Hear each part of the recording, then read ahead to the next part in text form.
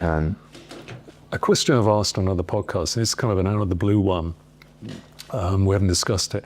Let's say at OLIP we offer a super session, which is an hour and a half, which it's been so popular. You've got an hour and a half with a client you're not going to see again. What would you do with them to maximize helping them transforming their life? Let's just say they've come with kind of general anxiety. What would you do? I love this question, by the way. And an hour and a half would be good, firstly. And if I'm short on time, let's go for a super session. Yeah. You know, and let's maximize the amount of time we have together. Sometimes we won't get that, of course. And sometimes, you know, I'm sure we will have clients that say, I've got this exam at the end of the week, you've got an hour, Chris, what can you do, or whatever, you know? Yeah. Often, emotional regulation. If it's anxiety, I'm going to try and teach you to deal with that emotion in the quickest possible time. And how would you do that? I would probably do attention release breathing. Yep. Combining the breath and muscular tension together. I'm possibly more interested in muscular tension while I'm in the breath, because if we can release the muscular tension, this is old science, goes back 80 years or so. We know that you're going to worry less. We know that if we release the muscles, particularly of the face and jaw, you don't have the capacity to form thoughts in the same way, and therefore you're going to have less difficult thoughts. And so maybe on my 20 or 30 minutes of that first session, I'll probably try and do a bit of that. Okay. And give you that as a skill. Imagery, hypnosis, or just breathing? No, I would just do it as a body-based exercise. Okay. Yeah. Yeah. I would probably then try and help you let go of some of the difficult thoughts which are troubling you. And I have an option here that I can absolutely do this with or without hypnosis, but imagery might be a really good way of doing this. Yeah. And so a lot of mindfulness and acceptance and commitment therapy-based exercises are about generating some imagery with some form of metaphor that we're not our thoughts, and our thoughts are just objects of our experience. For example, the favorite is often an exercise called Leaves on Stream. Tell me about that. Yeah. So you create a scene, you help your client put themselves in a place where they're sitting or standing next to a stream of their choosing. And you ask them to imagine that this is, for want of a better word, this is the stream of consciousness of their mind.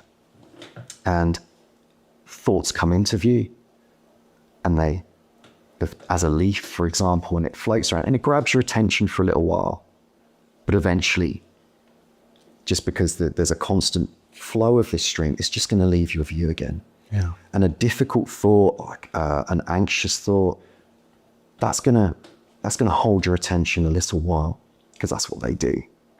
And there's probably a lot more emotion with those than, for example, I'm hungry, or I'm, looking forward to dinner or something.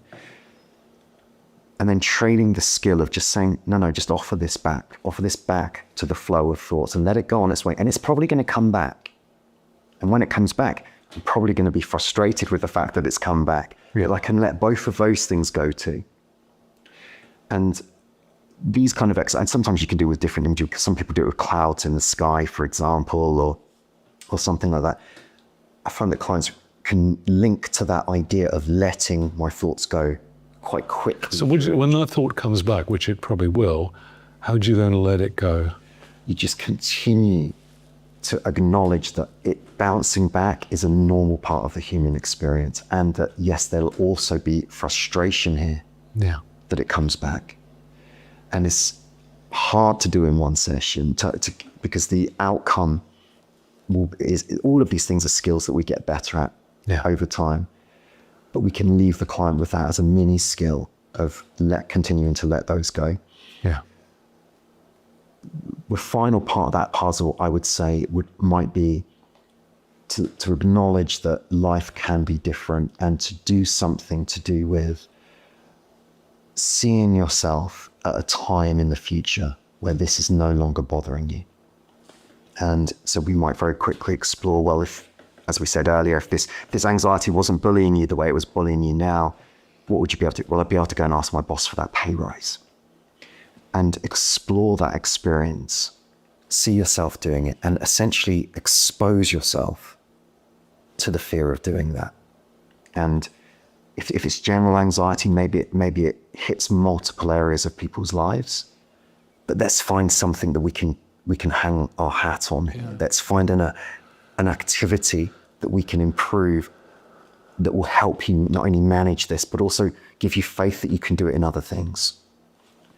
And so through, for example, imaginal or hypnotic exposure will just be in that scene that you're finding difficult, will allow you to, call it habituation. You'll notice eventually the anxiety will just drop away. It can't last forever. But you have to sit with it a little while. Yes.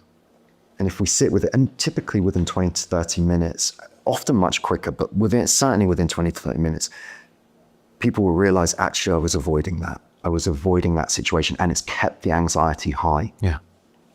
And if we sit with it comfortably, non-judgmentally, build a really strong image of that scene that's quite worrying for us, and just sit with it, we'll find that the anxiety drops off, and people will then be able to go into their life and deal with that scene because they'll no longer feel fearful. It's almost that proving thing back again, isn't it? Yeah.